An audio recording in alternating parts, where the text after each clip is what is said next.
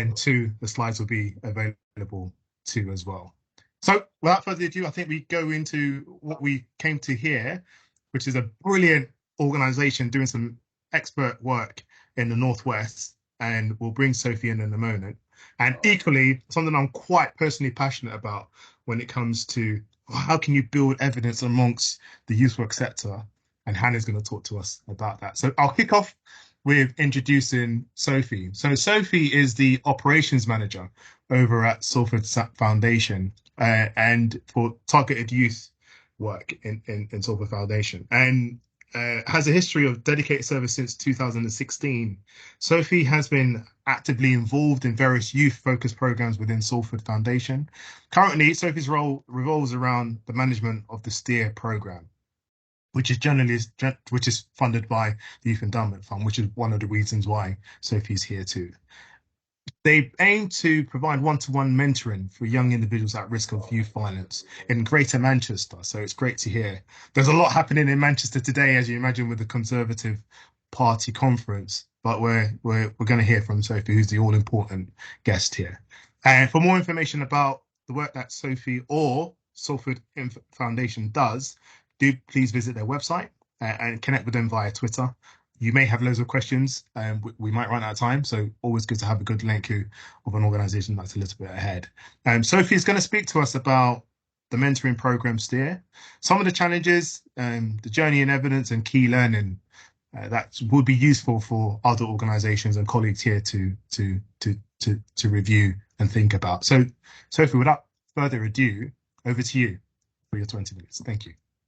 Thank you very much, Caleb. Hello, everyone. I'm just going to attempt to share my slides. We did just do a trial, so fingers crossed. Can everyone see that? Yeah, perfect. Thank you for nodding, Hannah. Brilliant. So welcome, everybody. So as Caleb just said, I'm Sophie, work for the Salford Foundation, and what I'll be speaking to you about today is our STEER programme.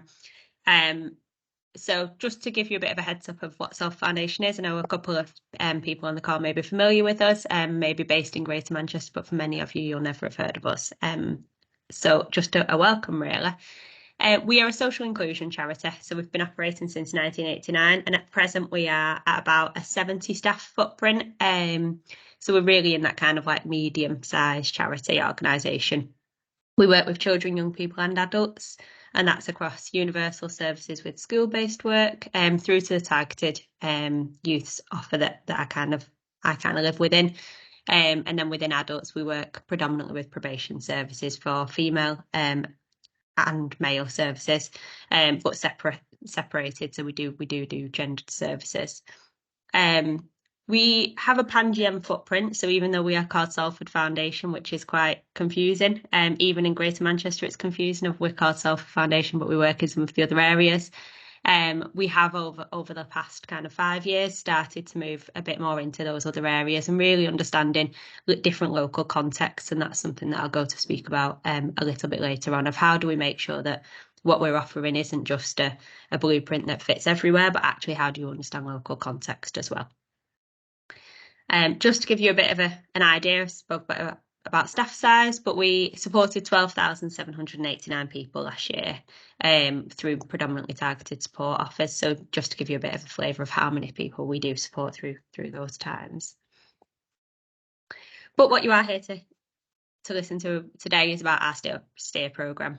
So a really quick overview is STEER is a one-to-one mentoring service for any young person who has been referred to us for being at risk of serious youth violence. And we appreciate that's a really broad spectrum, and we wouldn't want to say that there's a really fine line what that could look like for a young person. Lots of young people could end up within that system in some way, shape or form over their lifetime. STEER started initially in Salford, and it has over time kind of developed, merged, seen different needs, and really had to kind of move to that landscape. So when we first started in Salford, it was very much targeted specifically at young people at risk of getting involved in organised crime groups, and that was because of the local profile at that time. We in Salford had quite a large quite high profile death of an OCG leader. And at that point, there was real concern of what that could mean for the young people in the area. We started as a one person program. So my colleague Jack, who a few of you will have met and will meet as we kind of move through, was the person who headed that up really. And then we were fortunate that in 2018, the Early Intervention Youth Fund was launched by Home Office. And that again was really about what can we do in this space. We were starting to see political profile on realising that knife crime, particularly at that point, was becoming more and more prevalent for young people. We looked at a GM rollout at that point, and we looked at who was best placed in each area to do that. And that wasn't, when I speak about kind of the blueprint of not moving into every area with the same thing, it wasn't us in every area, and we knew and accepted that. So it was really about how do we work with partners in those areas who have them kind of networks to kind of use what they know, use their local staff, because we know that trusted relationships is really important. We didn't want to just parachute in and try and deliver something that people didn't know us. So we started working in 3 of the GM areas. So anyone not familiar with Greater Manchester's a 10-borough area, Salford being one, and we worked in 3 of those. That was externally evaluated by Edge Hill University, and Dr. Sally-Ann Ashton was our lead on that. And I can, again, share afterwards with Caleb to share out the report if anyone is interested in seeing that report. And then following that, when kind of that funding came to an end and it was a what next, which we all know, we all asked that question around the end of kind of funding services. We looked at the areas that we were in, and 2 of them wanted to commission it as a standing programme. So that's Salford and Bolton. We started working with the Youth Endowment Fund in 2022 through a really, really extensive kind of lead-in time, really, for the success of making it work, really. And actually, I remember reflecting back with my programme manager at YEF and saying it was actually really like quite a lot of work to get even through the stages of YEF, but actually the importance of that co-delivery and being able to match with Cordis Bright, who are our evaluation partners, and really have someone who was quite a critical friend with you to say, have you tried? What about? Was really helpful for us to kind of make sure that what we are delivering today wasn't just a replication of what we already did, but actually it was serving the purpose for the young people that we work with, but also meeting what we're finding through evidence. As I mentioned, we're a mentoring programme. So yes, we would say that we're youth workers, but that our style is mentoring with an avenue of coaching, but I would say we lean more towards mentoring. We support young people aged 10 to 18 at risk of serious youth violence, and predominantly we're seeing more young people within that kind of 12 to 16 age group, but did want to make sure that we could support as many young people as possible.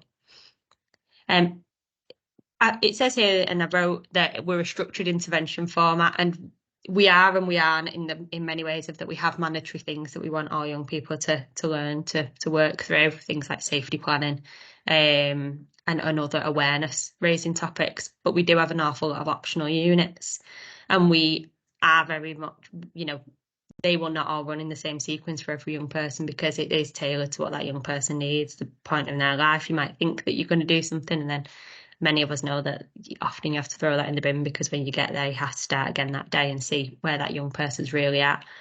We support young people for up to 6 months.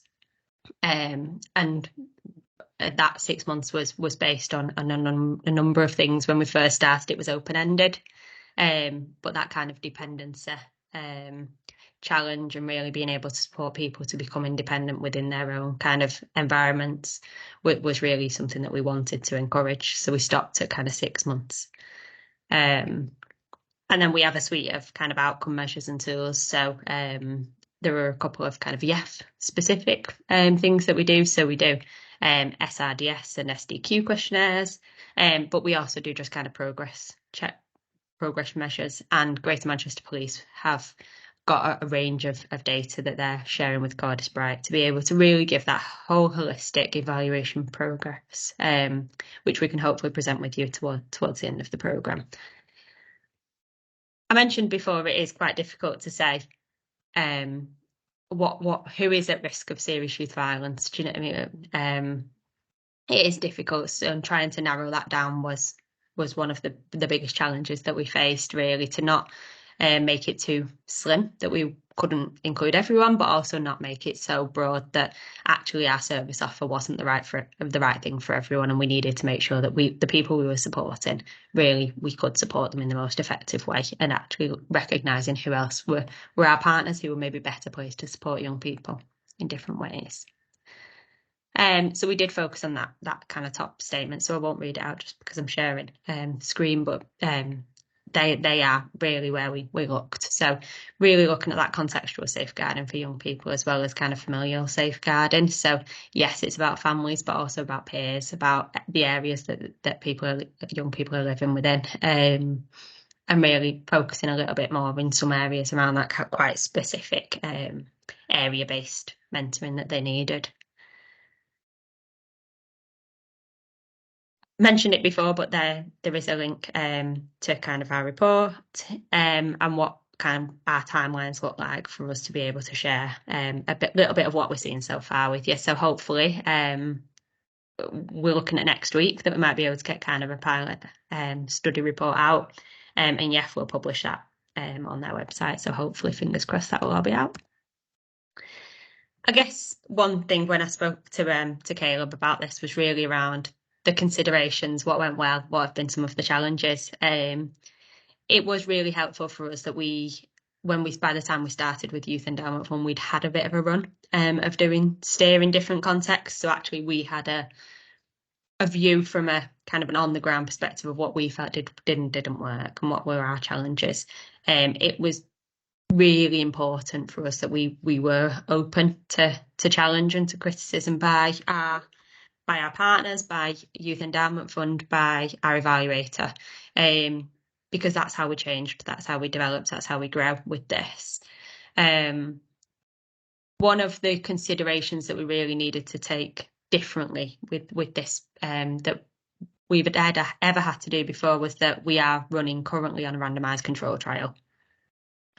And I'm not gonna lie, on this room, when I first heard that we were running a randomised control trial, I was a little bit nervous of what is that? What does that look like? I'd heard of the What Works centres, I'd heard of them in health, I'd heard of them starting in kind of a bit more of a social setting of social services and other partners, but I hadn't seen it in my line of work previously. And I was going to meetings where I was saying to people we're going to be doing a randomised control trial, and people were saying, well, if I refer someone through, I want the support for them, and I could completely understand where they were coming from with that. But I could also see that we're saying that this is the only way to prove that it's effective, that it's working. Actually, it's not ethical if later down the line we've said that this works and then we don't offer it to someone. But there is always the question with any support service of how do you know? As much as you think it's amazing, how do you know if it is? And I think when you really reflect on that question of even if you really believe in what you're doing, if you really believe in the tablets that you're taking, unless you try without taking them, how do you know what impact and difference that they make? And I'm sorry, that's a very crude analogy, isn't it, to use a medical term of it, but that was the simplest way for us to be able to really see the reasoning. What that did look like and how we got over that and got around that is really looking at what is kind of business as usual, and that again was quite a difficult thing to do. Business as usual for the lives of humans is very different. Two of us could lead a very similar life. We get up at the same time, we go out to work at the same time, we come home at the same time, we do the same hobbies. But if we took one part of that away, that wouldn't be the same for us both. And it was the exact same for children and young people who we work with. Business as usual for someone in an early help setting was not business as usual for someone who has maybe been at child protection level. The amount of service involvement that young person's got is very different. And so we really wanted to look within each area. And again, we couldn't transport that across each part. But how do we really say what support has this young person got? Because for us and for for everyone on this call, safeguarding trumps everything else, and making sure that these young people are safe once they've been identified as needing support was the most important thing. So really looking at what else was in the system and actually more kind of so maybe not mentoring offers, but actually some of the kind of the council based and the council led offers, those things like early help, those things like youth justice, and the offers that they have, really looking at utilising and supporting those services to make sure that the young people are protected and safe, really, and what school based offers were around if the young person was still in education. Another challenge and kind of challenge and opportunity for us was, like I mentioned before, Greater Manchester is 10 borough wide.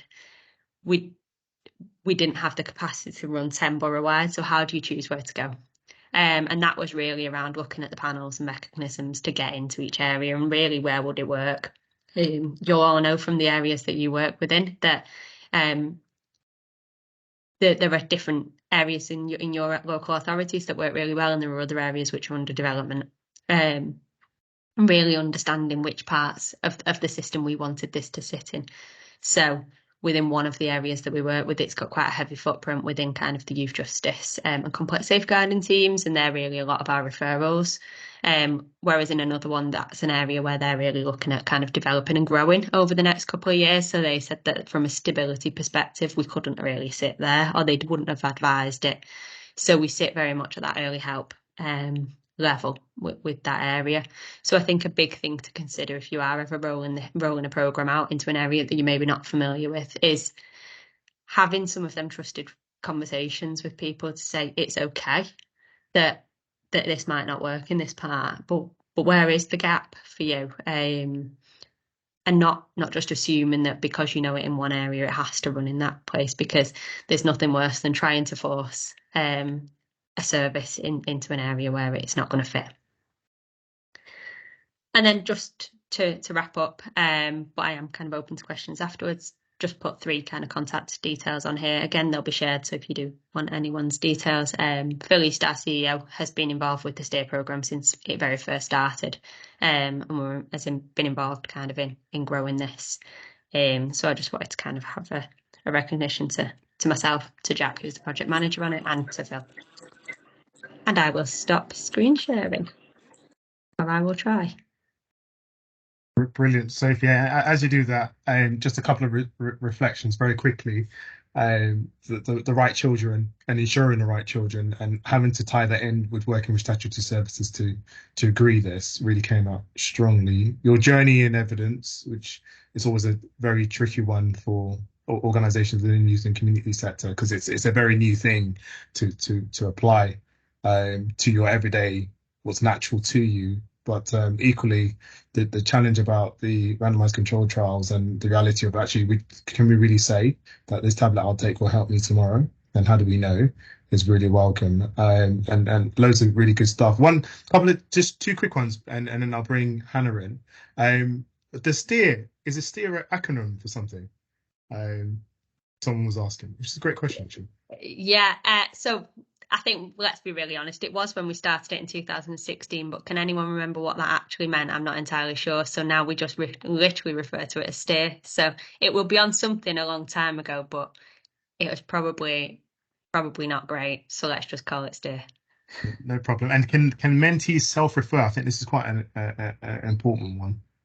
Absolutely, and we do have I think we've had 2 young people specifically self-refer over time. But we have had quite a lot more parents, and particularly in those places where we see it a bit more place-based. We often see that parents will speak to another parent and then go, well, they've said that this has helped. Can we have a bit of support as well? So yeah. Super. Sophie, thank you so much. And hang about for questions.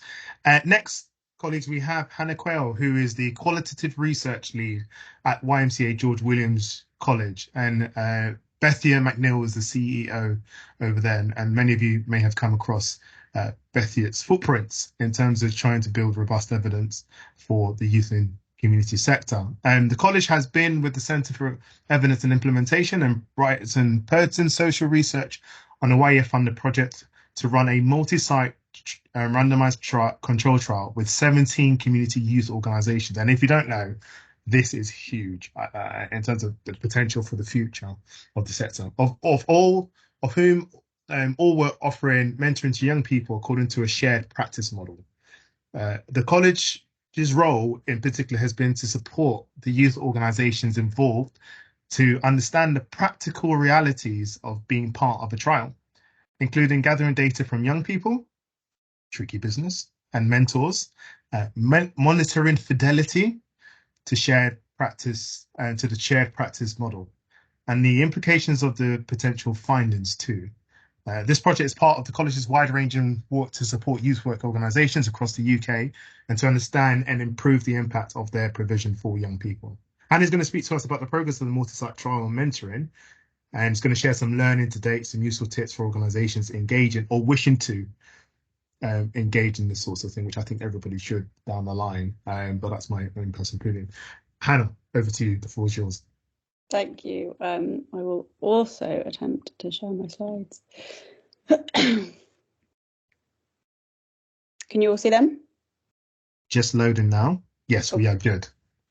Yeah, I've got quite dodgy Wi-Fi here, so apologies if it goes a bit juddery. But yeah, thanks so much, Caleb. As Caleb said, I'm Hannah Quayle and I'm the Qualitative Research Lead at the college. And I'm going to talk to you today about the multi-site trial of youth mentoring, and predominantly focusing on how we supported sort of smaller organisations to take part in this robust impact evaluation. It was a super exciting thing to be part of. I've joined halfway through, so once the feasibility trial was had completed, that's when I joined the college, and it was a really, really amazing thing to sort of see all of the work gone before, work with the delivery partner organisations, who some of whom had been part of the feasibility trial, and watching them sort of move into the efficacy trial along with a few new DPOs. So firstly, just a bit about the YMCA George Williams College. So our vision, we believe all young people should have access to high quality spaces and opportunities to learn, grow and explore their relationships with the world around them. And our mission is to provide transformational support to all of those working with and for young people. And we do this through building reflective practitioners and quality relational practice. And we do this in grounded in a shared evidence base. And I think Caleb alluded to that a little bit. So we've got 3 centres of expertise at the college. Some of them are more developed than others. The Centre for Youth Voice is our newest centre. But the Centre for Youth Impact, which is where this project lies, aims to generate and act on evidence on the impact of youth provision. So we design and test shared approaches to quality and impact and facilitate collective insight.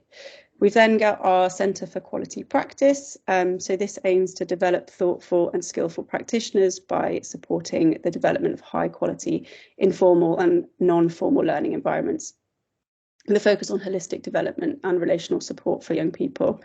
And then lastly, as I mentioned, our newest centre, the Centre for Youth Voice. So this advocates for and supports a stronger role for the voices of young people in service co-design, quality assessment, evaluation and research. And all of the Centre for Youth Voice, all of that sort of embedding youth voice sits across our other 2 centres as well. So I thought I'd just start off by telling you what a multi-site trial is, because it's all really new. It was completely new to me when I joined the college, and it's all really, really exciting. So multi-site trials, or MSTs, as I'll probably refer to them today, adopt a similar approach to a randomised controlled trial, or RCT. And this is by testing the impact of an intervention by comparing the outcomes on an experimental group, so that's the young people or anyone receiving the intervention, and a control group, so those not receiving the intervention but similar in, I want to say, all other ways, but as Sophie alluded to, it's really, really impossible to make sure that everything is the same, but this process is the best sort of shot that we've got at creating an experimental and a control group.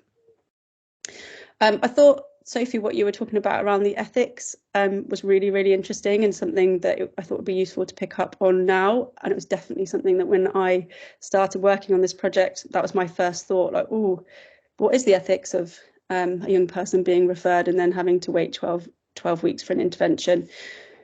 And I think it is quite a sticky issue in lots of ways. And this was in the conversation that I had with our delivery partner organisations, being part of this trial has allowed them to offer mentoring to a way wider range of young people than ever before. They've received funding to be part of the trial, and that's meant that some young people who wouldn't have received mentoring, or they might have waited months or years, have been able to receive mentoring, albeit with a 12-week delay.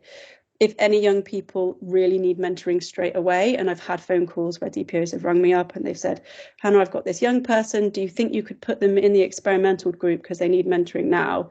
And the answer to that is no, they can't be in the trial. If you have a young person that's so high risk that they need an intervention now, then they're too high risk to be part of the trial, and you just need to work with them in any way that you can. So I think you can never completely square that, but I totally agree with you, Sophie.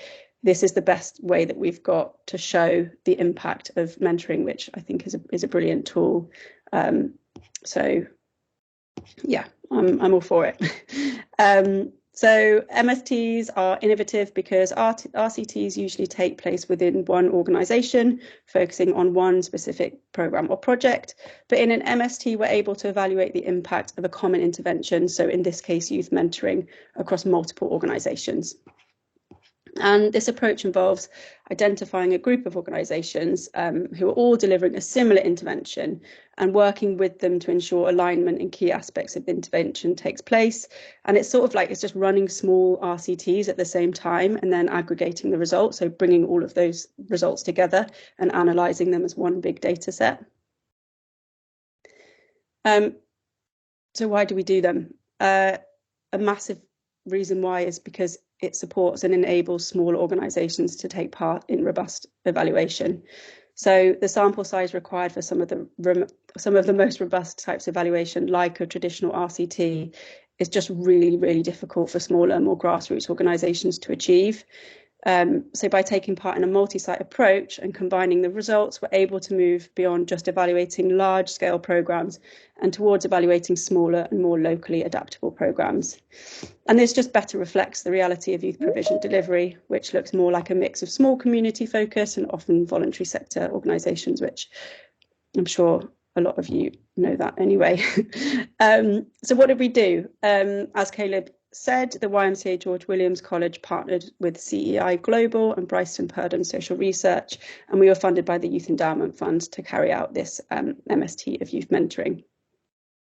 So we started by bringing together delivery partner organisations, or DPOs. You'll probably hear me saying DPOs quite a lot in the next 10 minutes. And these were organisations from across England and Wales, and they were small organisations who are all delivering mentoring to young people at risk. We worked with them to develop a shared practice model. So we took a co-design approach, and we really wanted to hear from the organisations about what it was that they were doing. We weren't trying to tell them what they needed to do. We wanted to bring together the sort of like core components of delivery that these organisations were already doing and build a sort of good picture of a shared approach. So, for example, the shared practice model had things like mentoring delivered over 12 weeks, mentoring delivered on a one-to-one basis, the mentor being a paid adult rather than a peer or volunteer. And it wasn't too prescriptive. So, for example, someone asked earlier whether people could self-refer into Sophie's project. We weren't saying to organisations, you have to follow this referral mechanism, now you have to do this. If they had previously allowed self-referral, then that was great. If they'd exclusively referred from schools before, then organisations could carry on with that. It was just that there were these sort of core components that they needed to stick to. At the college, we developed a bespoke data portal. I think that this was sort of key to the project's success because it enabled the organisations to have access to it was sort of like an online system where everyone had their own login. And here we stored all of the sort of information sheets, the consent forms for parents and carers, which you just literally clicked a button and it was sent straight to that young person or parent or carer's email address.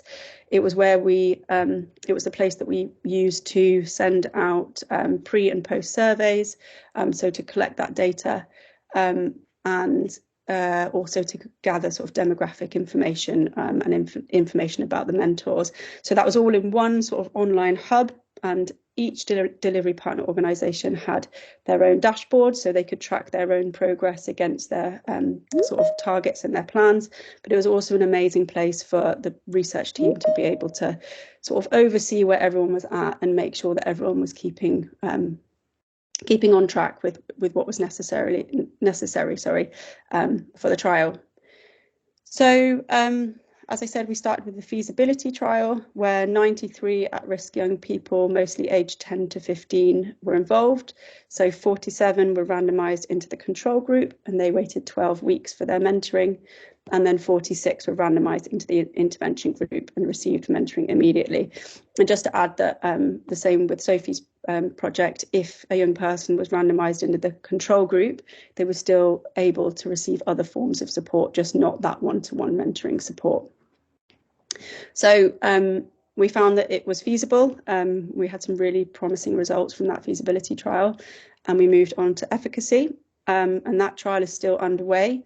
And it aimed to recruit 150 young people across the 17 delivery partner organisations. So that's 50 young people per organisation. And it was a big jump. It was in the first trial, organisations were only expected to recruit 10. And now, so it was an increase of 40. And then for me, and like what we're going to focus on a bit, I think central to this project success was the support that we were able to offer the DPOs. So what support was on offer? So everyone had access to a shared resource folder. So it was a Google Drive where they could access the delivery handbook, a copy of the shared practice model that I've talked about, and that was sort of in full form and a one-pager. Short videos relating to the trial requirements and how to use the data portal, and just sort of general sort of summaries of how to actually interact with the project on a day-to-day basis. Then there were tailored information sheets. So these were sort of targeted to each organisation, and they had the organisation's branding. And this was for organisations to be able to send sort of consent forms and things out to parents and carers and young people sort of really efficiently. We had a buddy pod system. So this was like a peer support network. So there was about 3 to 4 DPOs in each buddy system, and they were sort of introduced, and they were encouraged to use each other as a sort of support system and sort of do a bit of troubleshooting and like question and answer within their buddy pods. We sent out a weekly email. So it was sort of a weekly email to all DPOs and everyone that took part in the study, which had information about things like deadlines to be aware of, links to available resources, sort of reminders about things like the buddy pods and other support that was available. And we also used it as a place to celebrate success. So like when that first DPO recruited 50 young people, I made sure that we'd put it in there. So, you know, it was a bit of a like morale boosting place. And then we had our fortnightly one-to-one meetings. So each DPO was assigned a representative from the study team who met with them for half an hour twice a month. And these calls were used to ensure DPOs were on track with the study requirements, answer questions, and suggest new approaches and things like that. So for me, this one-to-one support was absolutely key. There was a lot of support on offer to DPOs, as I've just mentioned, but if I'm completely honest, a lot of it wasn't that well used. DPOs were working in different contexts with varying levels of complexity, and often what was needed was bespoke advice and a space to just air concerns and sort of talk about any tensions. And what quickly became really clear was how important these regular one-to-ones and the support was to the DPO and ultimately to the success of the trial. So DPOs often came to fortnightly meetings with questions and concerns. Sometimes these highlighted wider issues for the study team, and we'd be able to take these away to sort of like for our project meetings, which also happen weekly, and sort of troubleshoot them and then come back to the DPOs with responses. And ultimately, I think we learned so much from these sessions ourselves. DPOs were able to share successful approaches that we were then able to go and share with other people. So, for example, one DPO was really struggling with getting the consent forms back from their young people. And so they spoke to the school and asked that the form tutor could give the young people just 10 minutes during tutor time to open their email address and log on and fill in their consent form if they were happy to do that. And they saw their sort of response rate skyrocket. And so we were able then to talk to our other DPOs and suggest that they take that approach, and they all saw their response rates go up as well, which was great. And there's lots of examples of things like that. DPOs were able to highlight live issues with the data portal. Now, this was really, really important because we were able to just rectify these in a really sort of timely way. And this prevented delays and issues with data collection moving forward. So the sort of focus was around a couple of things. So the trial requirements. So this is the focus of the one-to-one support. DPOs needed ongoing support to understand the requirements of the trial. And I think it was really important to remember that whilst this language was quite usual to us in the research team, we were using really, really different terminology and different approaches.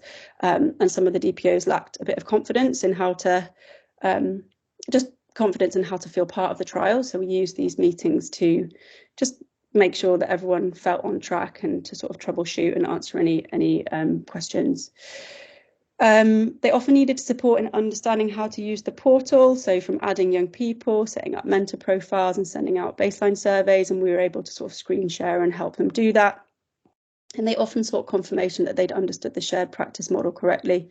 And even though in the feasibility trial we found that there was high adherence to the shared practice model, there was still a lot of DPOs just wanting to check that they'd understood it right, and so often they had, but it just felt like it was this really nice space to be able to, it was just a bit of a safe space to be able to ask questions. So DPOs needed quite a lot of help with recruitment. So as I said, a lot of them were scaling up quite massively from what they were used to. And it meant that many DPOs had to adapt their referral pathways. So for those who traditionally recruited in the community or through self-referral, it became clear that they weren't going to be able to reach that target of 50 in this way. So we worked with them to build relationships with schools, try new methods such as hosting school assemblies or like parent-carer coffee evenings, where they could use that time to sort of talk to parents and carers and young people about the trial and recruit more young people in that way. We gave them guidance on how to work with parents and carers with reservations about the trial.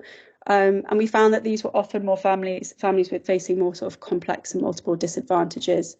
We had a lot of fear around data sharing, and this often correlated with families who'd had previous children's social care involvement. And we just worked with the DPOs to talk about solutions around this. So we found that really distancing ourselves from statutory agencies helped, and letting organisations know that we weren't going to be sharing information with children's social care, and also just taking time to speak to the families. A lot of the DPOs were going sort of house to house and just having a conversation about what it was and what the benefits of the trial were to their young people and other young people, as well as making it really clear that it was voluntary and they could remove their data at any point. So onboarding, young organisations needed quite a lot of help with this. So that was sort of encouragement to make sure they were on track. As I said, like getting 50 young people was really, really hard, and we had to do it in quite a tight time frame. So we used those meetings just to sort of make sure everyone was always there. And we had to support them to deliver around school term times quite often. So helping them to ensure young people were receiving the required amount of mentoring whilst also adhering to like school term times and not having a big gap over the summer holidays and things like that. So quite a lot of more, sort of admin-based support in lots of ways, but it was just sort of helping them do that thinking. And then just a lot of moral support. So for most DPOs, this wasn't easy. They had to adapt their referral pathways from community to school, which also meant having to deliver mentoring in the school environment for the first time. They were able to adapt really quickly, learning as they went. And the one-to-one sessions were a really great time to talk this through with the DPOs and share insights from how other organisations were approaching these situations. The number of young people each DPO onboarded onto the trial didn't always equate to the amount of effort that was put in. And I think this is a really important point. We had one DPO who literally went to every single house and had a cup of tea with every single parent carer to explain the trial, to talk to them about why it might benefit their young person.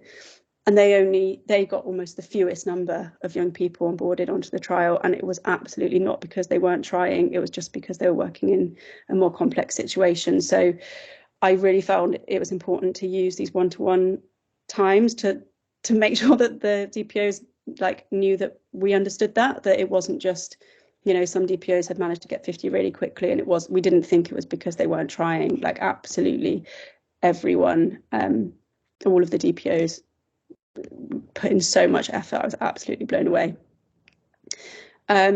And then, yeah, I've sort of spoken about this already, but the context just massively matters. So especially thinking about those families with children's social care involvement, that made it a lot harder for the DPOs to work with.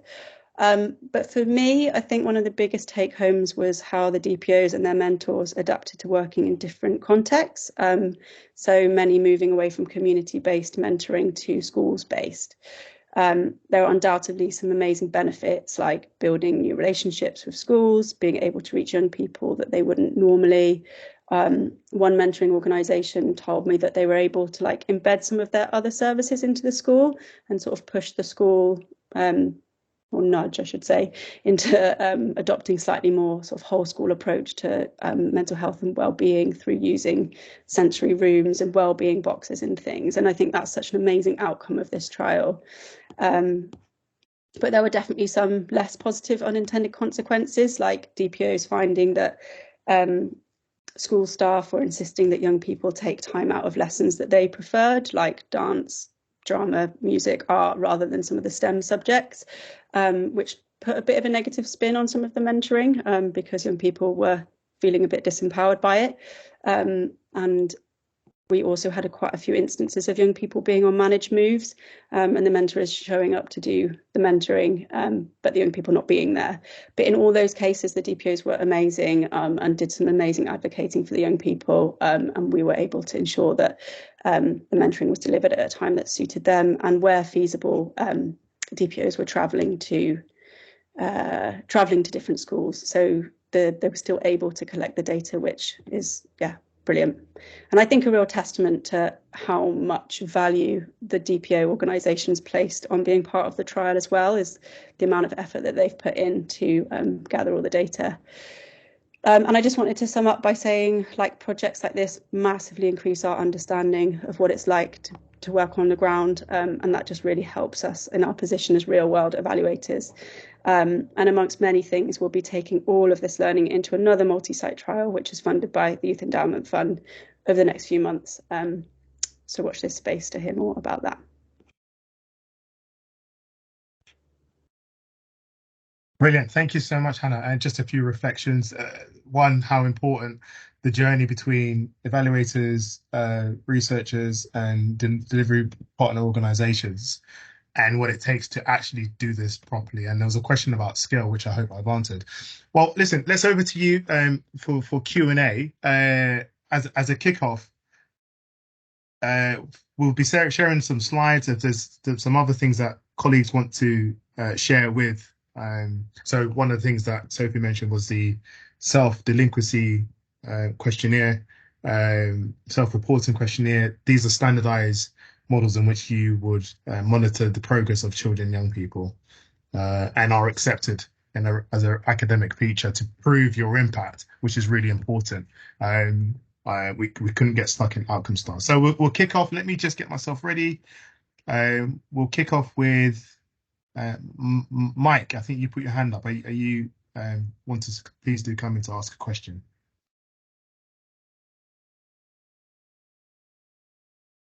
Oh. Okay, any questions coming through? And if I don't get a response, I'll go to the chat.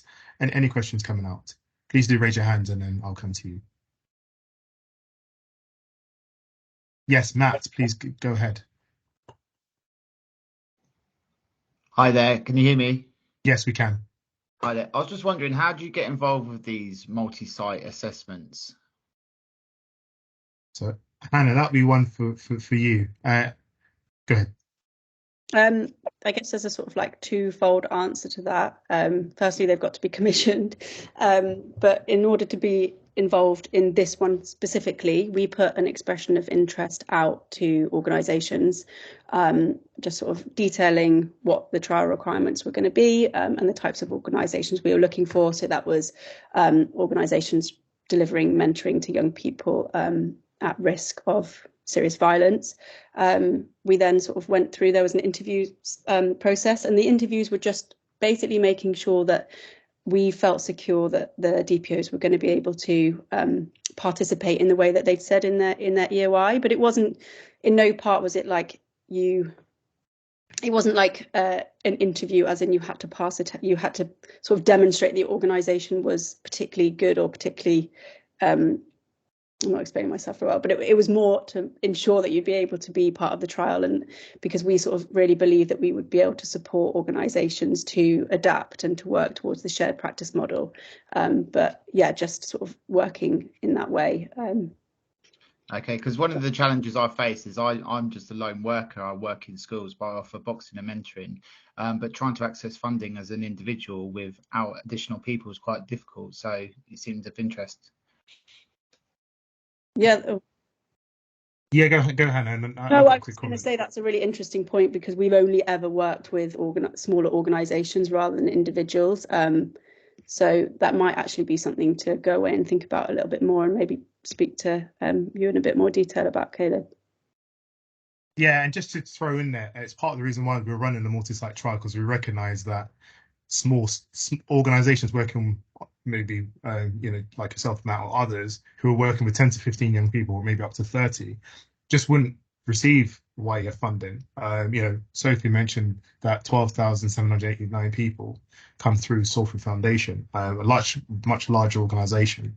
And so, we're eerily aware of that.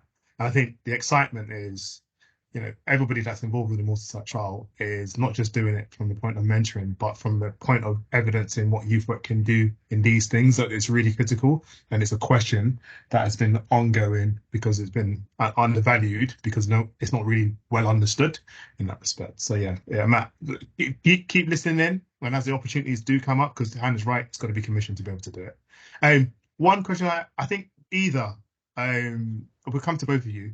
I hope that helps, Matt. Thank you. How does the process of them tracking their progress on a dashboard work?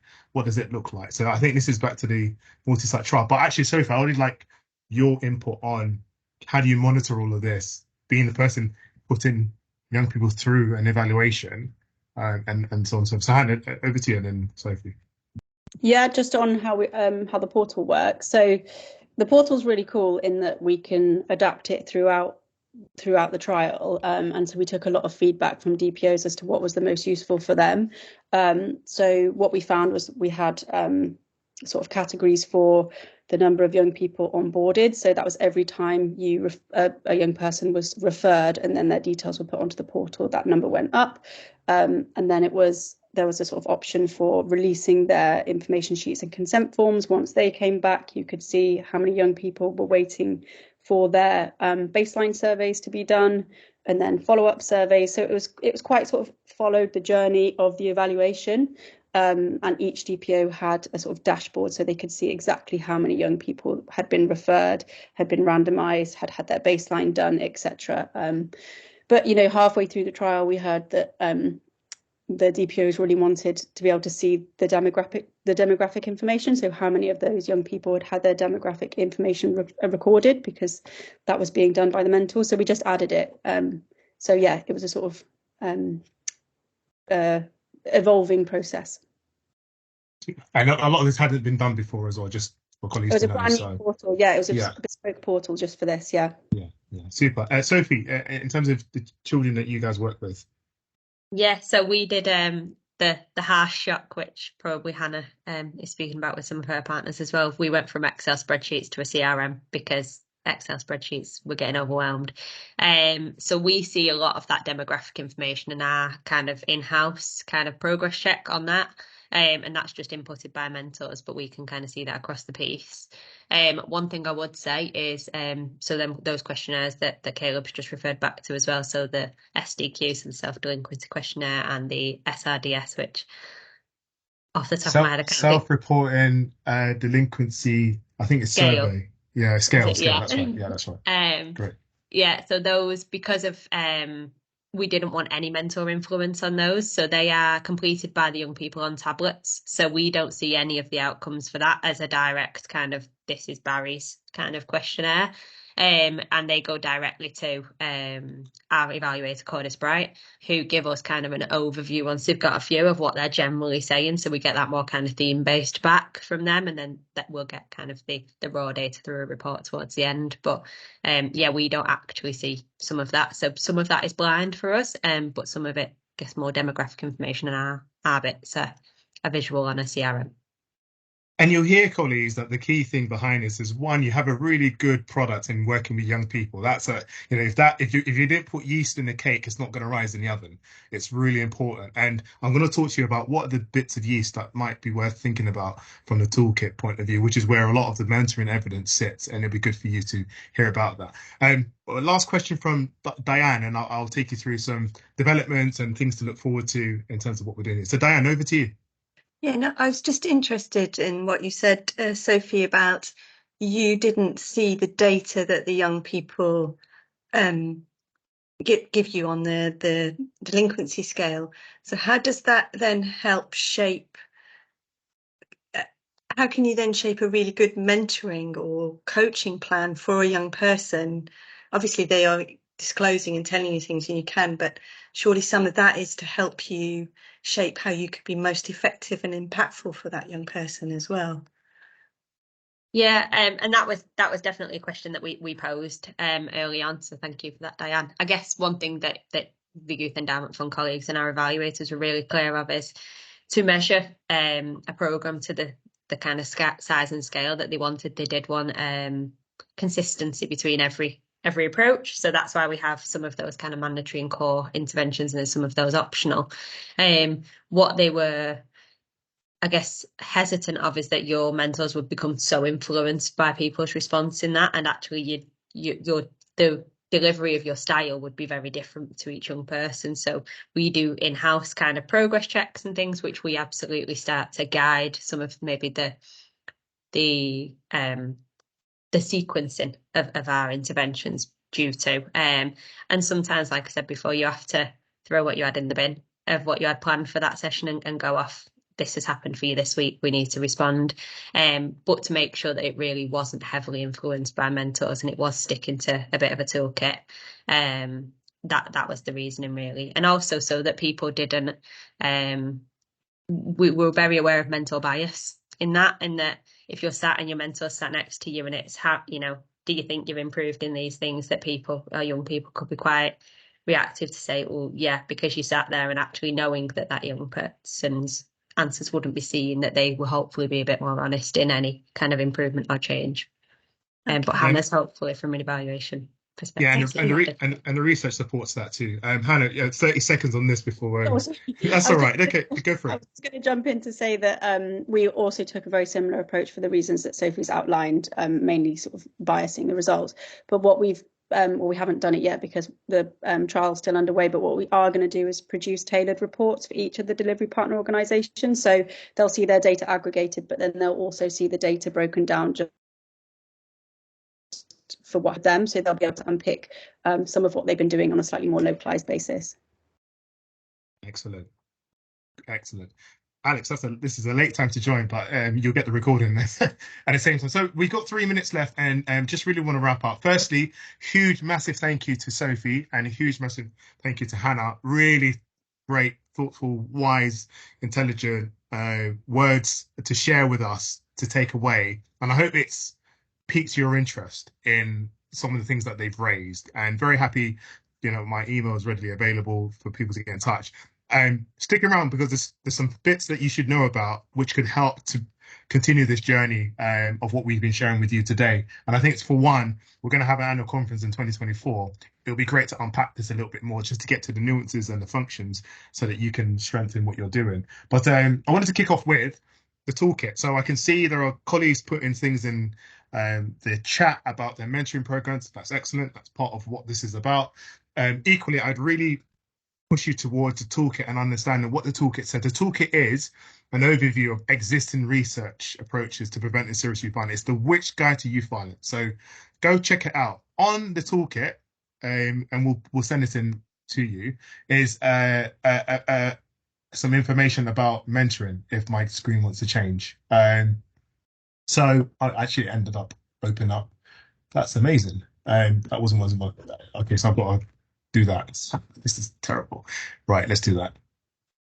I think I've frozen. That's annoying. Okay, sorry, I've got to come out.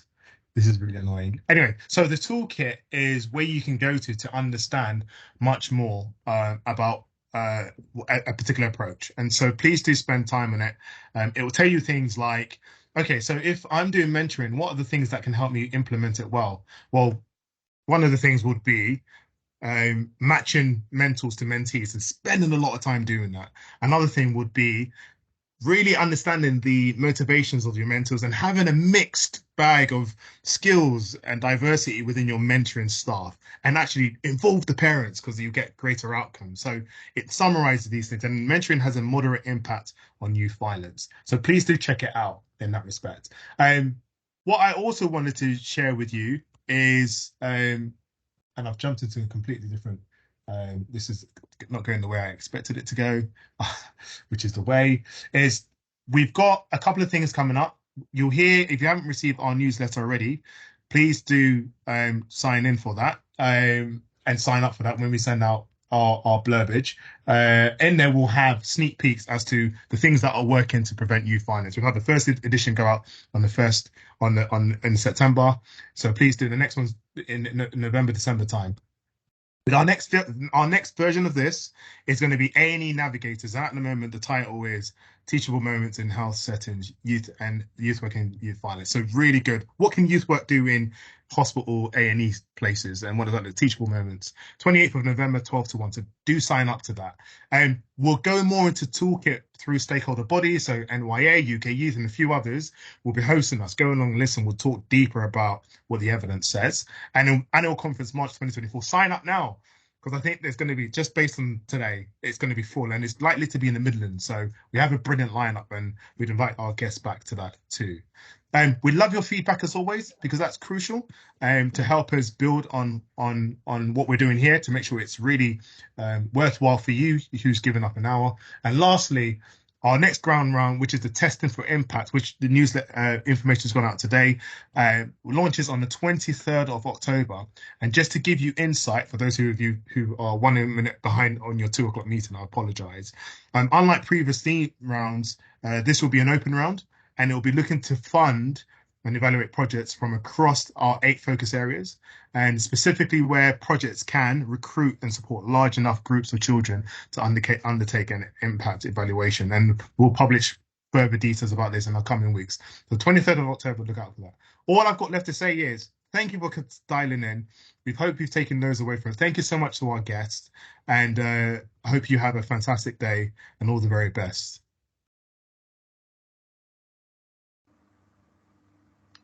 Thank you. Thank you. Thank you. Thank you so much. Bye. Thank you.